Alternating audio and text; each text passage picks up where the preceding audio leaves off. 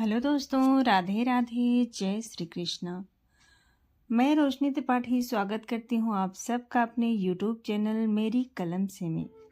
आज की कहानी है घर की असली ताकत। चलिए शुरू करते हैं इस कहानी को। शांत नगर के एक सुंदर मोहल्ले में काशवा परिवार रहता था। परिवार बड़ा था पर एकजुट, सास ससुर, 2 बेटे, दोनों की पत्नियां और 4 नन्हे बच्चे। बड़े बेटे की पत्नी रीना स्कूल में अध्यापिका थी और छोटी बहू काजल गृहिणी। दोनों के बीच रिश्ता ऐसा था जैसे सगी बहनों का हो।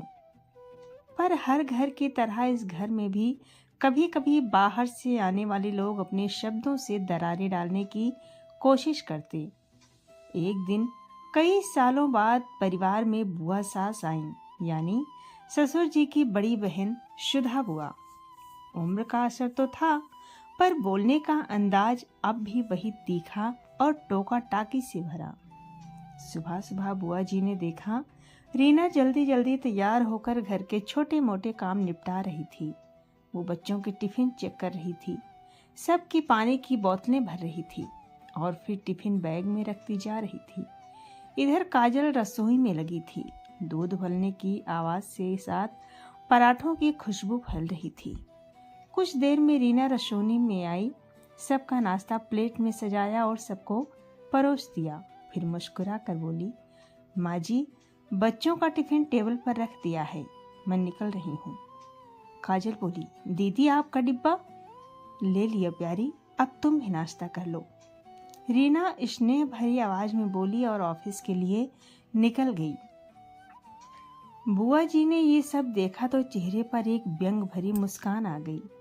कुछ देर बाद जब काजल सास और बुआ जी के साथ बैठी तो शुदा बोली, छोटी बहू, तेरी जेठानी तो खूब हुक्म चलाती है। सुबह से देख रही हूँ तू रसोई में लगी है और वो बस सबको परोसने का दिखावा कर रही थी। सारा काम तू करे और वाहवाही वो ले जाए। काजल थोड़ा मुस्कुराई, फिर बोली, ऐसी कोई बात नहीं है बुआ जी।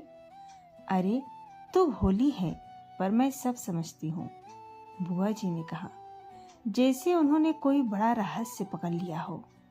काजल ने अब गहरी सांस ली और बोली, बुआ जी, आपको रीना दीदी का सबको नाश्ता परोसना दिखा, पर शायद ये नहीं दिखा कि उन्होंने मुझे जबरदस्ती बिठाकर नाश्ता करवाया। अगर वो नहीं होती तो मैं तो आज भी भूखी रह जाती। दीदी हमेशा कहती हैं कि काजल, पहले खुद खा ले वरना ठंडा हो जाएगा।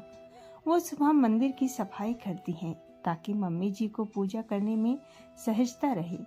ऑफिस जाते वक्त वो बच्चों के स्कूल की कॉपी पेंसिल तक जांच लेती हैं और शाम को लौटते हुए सब्जियां भी लेकर आती हैं, क्योंकि रात में बाजार बंद हो जाता है। काजल ने जरा रुकी, फिर आगे कहा, बुआ जी, वो मेरी जेठानी नहीं, मेरी बड़ी बहन है। जब मैं थक जाती हूँ तो वो बच्चों का होमवर्क देख लेती हैं। जब वो परेशान होती हैं तो मैं उनकी बातें सुनती हूँ। हम दोनों एक दूसरे का सहारा हैं। बुआ जी के चेहरे पर हल्की शर्मिंदगी उभर आई, पर आदतवश उन्होंने कोई जवाब नहीं दिया। शाम को जब रीना ऑफिस से लौटी, उसके हाथों में सब्जियों की थैली थी। उसने मुस्कुराकर वो थैली काजल को थमाई और बोली, इसमें तेरी पसंद का उपन्यास रखा है, निकाल लेना। काजल ने हंसते हुए कहा, थैंक यू दीदी, आपने याद रखा। सुधा बुआ ये सब देख रही थी। उन्होंने रीना को आवाज दी, बड़ी बहू इधर आओ। रीना बोली, जी बुआ जी। बुआ जी बोली, तुम इतनी मेहनत करती हो, नौकरी भी, घर भी, और ऊपर से ऐसी बेकार चीजों पर पैसे खर्च करती हो।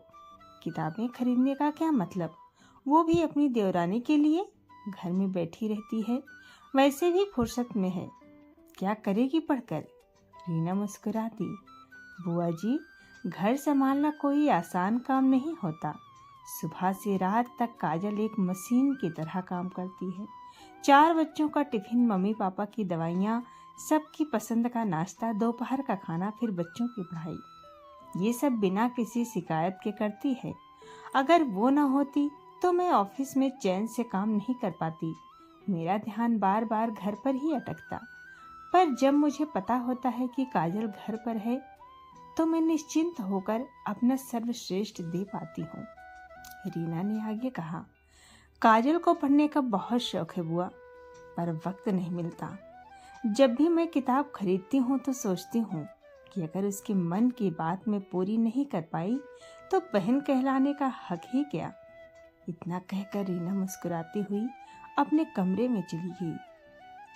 पूजा कर रही सास लता देवी ये सारी बातें सुन रही थी।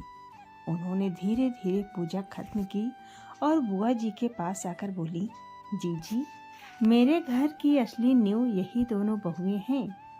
एक घर को बाहर की दुनिया से जोड़ती है तो दूसरी घर को अंदर से थामे रहती है। दोनों अगर साथ ना हो तो ये घर टिक नहीं सकता। मैं तो कहती हूँ जो घर में एक दूसरे की कद्र करते हैं वहाँ सुख अपने आप टिक जाता है। सुधा बुआ चुप थी, पर इस बार उनकी चुप्पी में सोच थी, ताने नहीं। रात को जब सब डिनर पर बैठे, रीना और काजल दोनों साथ रसोइयों में थी। एक रोटी बेल रही थी, दूसरी सेक रही थी। बच्चों की हंसी, बड़ों की बातें और सास की मुस्कान, घर का हर कोना अपनापन बिखेर रहा था। सुधा बुआ ने पहली बार दोनों को गौर से देखा। रीना के माथे पर हल्की पसीने की बूंद थी और काजल के चेहरे पर सुकून की झलक। बुआ जी ने मन ही मन कहा, सच में ये दोनों ही तो इस घर की असली ताकत हैं। इस कहानी से हमें ये शिक्षा मिलती है, घर की मजबूत दीवारों या सजावटों से नहीं होती, रिश्तों की समझ और एक दूसरे के प्रति सम्मान से बनती है। अगर बहुएं एक दूसरे की प्रतिस्पर्धी नहीं बल्कि सहचरी बन जाएं तो घर नर्क नहीं स्वर्ग बन जाता है। हर रिश्ता तभी फलता फूलता है जब उसमें मैं नहीं हम की भावना होती है। सदैव प्रसन्न रहिए, जो प्राप्त है पर्याप्त है। ये रही दोस्तों एक पारिवारिक और दिल छू लेने वाली कहानी। आपको कैसी लगी कमेंट में ज़रूर बताएं, और अच्छी लगी तो लाइक करें, शेयर करें और चैनल को सब्सक्राइब करना बिल्कुल भी न भूलें। जय श्री कृष्णा, राधे राधे।